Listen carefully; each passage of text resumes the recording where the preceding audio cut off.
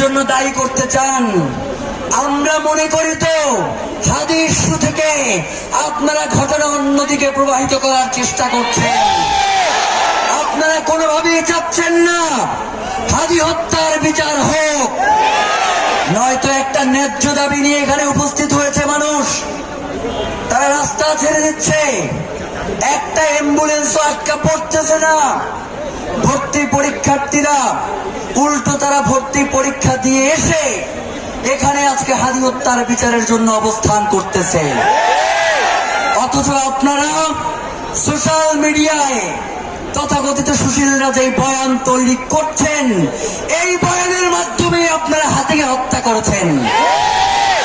সুতরাং কোন ধরনের প্রোপাগান্ডা, কোন ধরনের মিথ্যা কথা দিয়ে হাদিকে নাই করে দেয়া যাবে না।